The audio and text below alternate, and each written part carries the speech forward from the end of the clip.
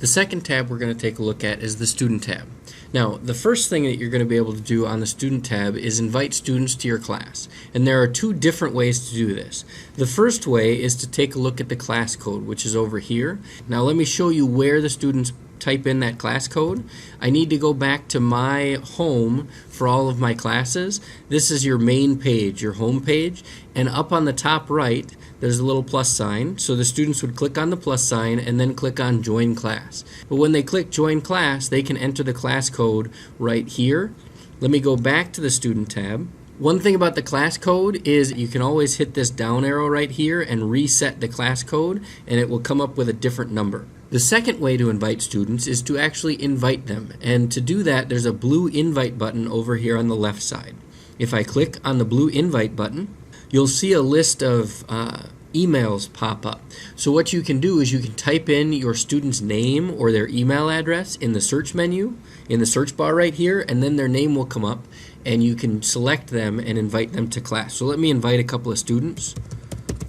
So I'm going to select Gretchen as one of my students. Now, I'm not going to click on the blue Invite Students button until I've selected all of my students. You'll notice that when I put the little check mark next to Gretchen's name here, her name popped up at the bottom.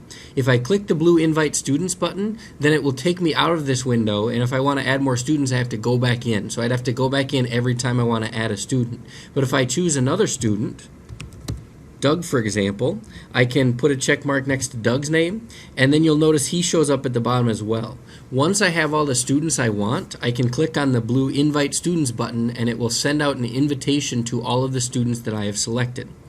One other way that you can select students is if you have created a mail group for your students in your Gmail.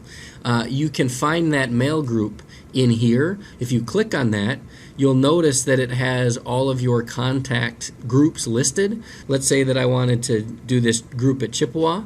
I could click that, and then all of the students in that group would be selected. I can hit select all, and it will choose all of those students and bring all of their names down here, and then I can click invite students and get them all at the same time.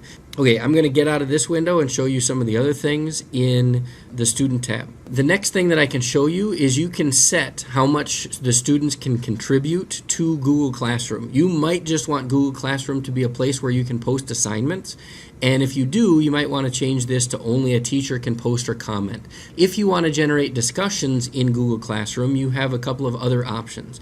You can either select students can only comment, which means that they can't add new posts, but anytime you add an assignment or an announcement, students can comment on that. And then lastly, on the top, is students can post and comment. This is the default, and this allows students to comment on any posts that you have added, but they can also make their own announcements in class.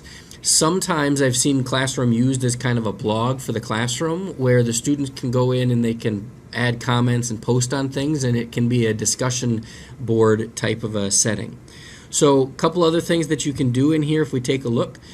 There's a student button right here, and if you click on this, you can choose to sort by first name or last name. The default is to sort by first name, so you probably want to change this so it sorts your students by last name so it's the same as your grade book. A couple other things that you can do. You can select one or more of your students and then choose the actions up here. You can remove individual students or groups of students. You can email students directly from Google Classroom, and if you have commenting on, so you have the option to mute a student here as well.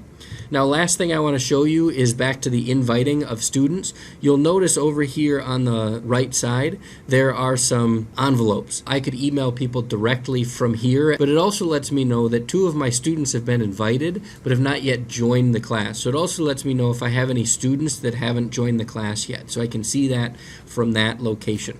So that's the Student tab.